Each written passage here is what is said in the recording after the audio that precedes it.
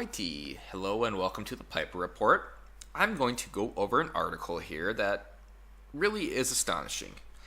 So, two Muslim women from Australia have done a video. I won't play the video because it's 4 minutes long, but I will post it in the link.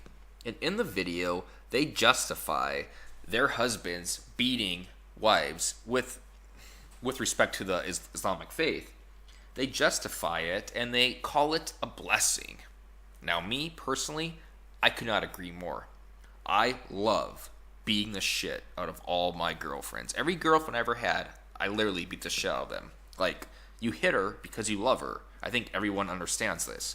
So I don't know why people are making a big deal out of this. I mean, all women want to get beaten by their husbands. It's common knowledge.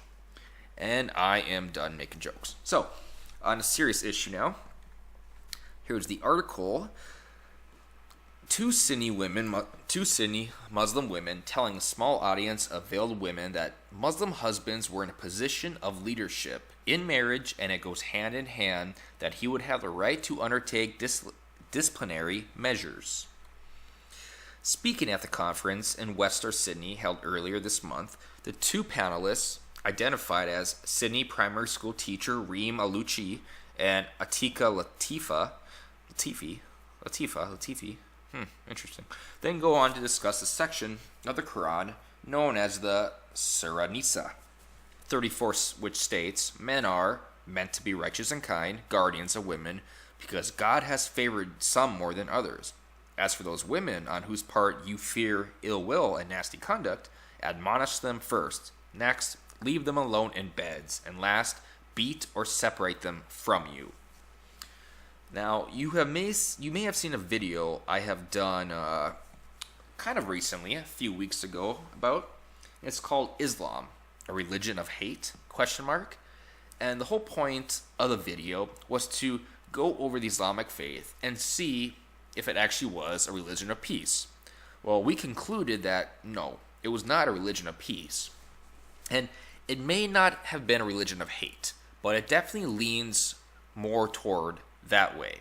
If you base it off of the Global Terrorism Index and the socio-demographics of Muslim majority nations, it kind of does indicate that the Islamic faith is more violent than peaceful.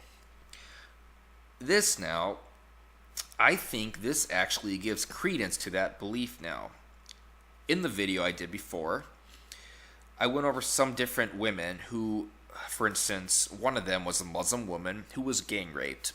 She reported the rape to the police, and she was arrested because if a woman is raped, it is against the law for the Islamic faith, because that woman has committed adultery, and she can actually be treated with the same crimes as those who raped her.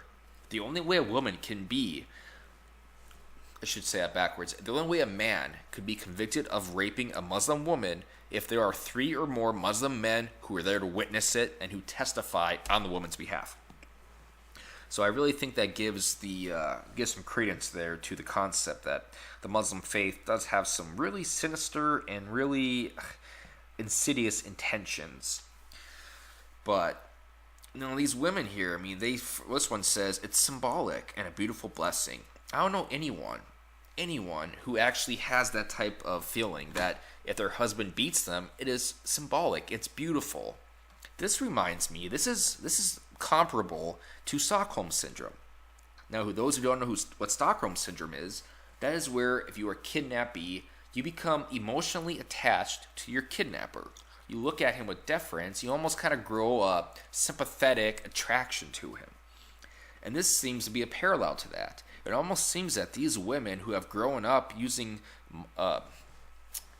Islam as the doctrine to follow to dictate all of their actions, it's almost as if now they are actually manipulated by the doctrine, that they believe it's okay to be beaten up.